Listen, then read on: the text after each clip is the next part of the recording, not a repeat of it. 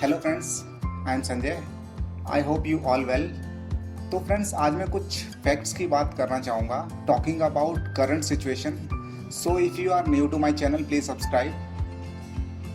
देखिए, अभी जो कोरोना का माहौल चल रहा है, लोग डरे हुए हैं और न्यूज़ देखकर और सहम जाते हैं, क्योंकि न्यूज़ वालों का जो है ट्रेंडिंग टॉपिक बना हुआ है कोरोना। अब देखिए, आप चाहे कितने भी चैनल बदल लें, लेकिन ये न्यूज़ कॉमन है, कोरोना कोरोना कोरोना। वो तो बदल नहीं सकती, वो तो सेम ही होगी चाहे आप कितने भी चैनल्स बदल लें, क्योंकि न्यूज़ वालों के पास कुछ है ही नहीं जो वो दिखाएं सिवाय कोरोना अपडेट्स के। और अपडेट्स में एक बात कॉमन है, वो बार बार एक ही चीज़ दिखाएंगे, डेटा, कि यहाँ इतने केस मिले, वहाँ इतने केस मिले। और आप बार बार ये सुन कर सोच में पड़ जाते हैं कि केसेस बढ़ रहे हैं, केसेस बढ़ रहे हैं। तो इसके अंदर मैं एक छोटी सी पॉजिटिव पॉइंट पर नज़र डालना चाहूँगा। अगर इतने केसेस मिले हैं तो टेस्टिंग भी तो ज़्यादा हुई है। अगर ये टेस्टिंग ना हुई होती तो केसेस डिटेक्ट नहीं होते। केसेस तो वहीं के वहीं हैं। अगर हम टेस्टिंग ना करते तो केसेस ना बढ़ते। द फैक्ट इज़ कि जितने लोगों को कोरोना है वो तो बदला नहीं जा सकता, वो तो सिर्फ टेस्टिंग के बाद ही मालूम चल पाएगा। तो फ्रेंड्स, यहाँ हम ये बात सोचकर परेशान हो रहे हैं कि केसेस बढ़ रहे हैं, केसेस बढ़ते जा रहे हैं, लेकिन आप इस बीच में ये देखिए कि टेस्टिंग्स बढ़ रही हैं। टेस्टिंग्स बढ़ रही हैं तभी तो इतने ज़्यादा केसेस डिटेक्ट हो रहे हैं। अगर टेस्टिंग नहीं बढ़ती तो इतने केसेस कहाँ से मिल रहे हैं? रिजल्ट्स तो टेस्टिंग के बाद ही सामने आ रहे हैं ना कि केसेस फाइंड हो रहे हैं। अभी फ्रेंड्स, मैं एक किस्सा सुनाना चाहूँगा आपको। ध्रुव राठी, उसने अपना कोरोना टेस्ट अभी कुछ दिनों पहले कराया था, तो उसे पता लगा कि वो 1 महीने पहले उसको कोरोना हुआ था। अब इसमें सोचने वाली बात ये है कि ना तो उसमें कोई सिम्टम्स दिखाई दिए थे, जैसे बुखार, खांसी, वेंटिलेशन या किसी हॉस्पिटलाइजेशन की जरूरत नहीं पड़ी। उसे पता तक नहीं चला कि उसे कोरोना है जब तक कि उसने टेस्ट नहीं कराया। अब इसमें यह है कि अगर वो टेस्ट नहीं कराता तो उसे कभी मालूम ही नहीं पड़ता कि उसे कोरोना हुआ था, और वो ठीक भी हो गया।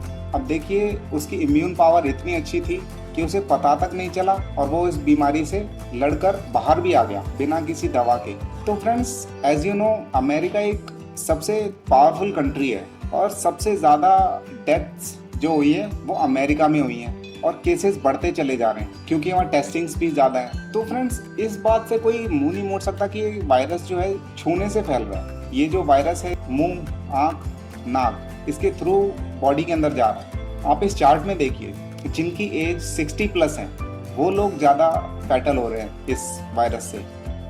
फ्रेंड्स, सारी कंट्रीज कह रही है कि इंडिया की सिचुएशन अदर कंट्रीज के अकॉर्डिंग बहुत ठीक है, बहुत बेटर है। इसमें 2 बातें हो सकती हैं। एक तो ये है कि अभी बहुत ज़्यादा टेस्टिंग बाकी है। दूसरी ये, बीमार होकर भी लोग हॉस्पिटल की तरफ भाग ही नहीं रहे हैं, क्योंकि वो अदर कंट्रीज की तरह बीमार पड़ ही नहीं रहे हैं। मान लो कि अमेरिका में किसी भी व्यक्ति को खांसी, जुकाम या बुखार, छोटी सी भी प्रॉब्लम होती है तो वो हॉस्पिटल्स की तरफ भागता है। तो यहाँ ये इतनी छोटी छोटी चीज़ें तो हम इंडियंस घर पर ही क्योर कर लेते हैं। अरे कुछ नहीं होता, सब ठीक हो जाएगा, कोई दवाई की जरूरत नहीं है हमें, हमारे अंदर इतनी शक्ति है कि हम अपने आप ही ठीक हो जाएंगे, हमें कोई दवाई नहीं चाहिए। तो क्लियर है कि इंडिया के लोगों की जो इम्यूनिटी पावर है वो बहुत ही स्ट्रांग है। एंड अदर कंट्रीज के अकॉर्डिंग तो अक्सर मैंने देखा है कि कोई फॉरेनर जब कोई बाहर से आता है तो यहाँ का जो स्पाइसी फूड होता है जो, या फास्ट फूड होता है, वो उसको जल्दी से जो है डाइजेस्ट नहीं कर पाते हैं और अलग अलग फेस रिएक्शन देते हैं जब उनको हमारा खाना दिया जाता है। पसंद तो उनको बहुत ज्यादा आता है, लेकिन वो उसको डाइजेस्ट करने में थोड़ी सी प्रॉब्लम आती है उनको। तो फ्रेंड, ये जो लॉकडाउन किया गया है ये इसीलिए किया गया है कि सोशल डिस्टेंसिंग लोग करें, बट ये कब तक ठीक है, कब तक चलेगा, आप खुद सोच के देखिए। मेरा ओपिनियन ये है कि लॉकडाउन को खोल के अब इंडिया को इसका सामना करना चाहिए, क्योंकि 90% पॉपुलेशन यंग है इंडिया की, और बाकी जो 10% लोग हैं, बुजुर्ग और बच्चे, उनके लिए कुछ ऐसे नियम लाने चाहिए गवर्नमेंट कि उनको इस बीमारी से दूर रखा जाए।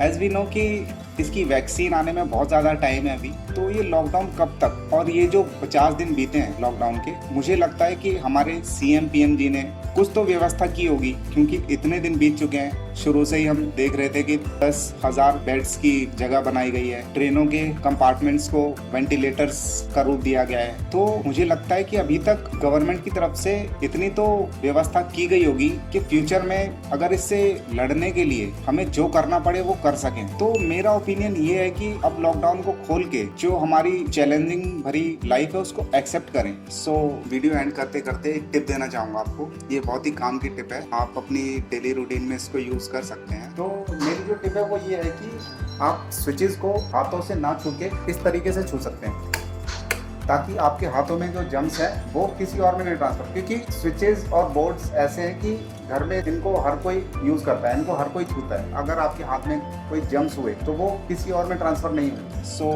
Love you all, thanks, bye bye, stay safe at home.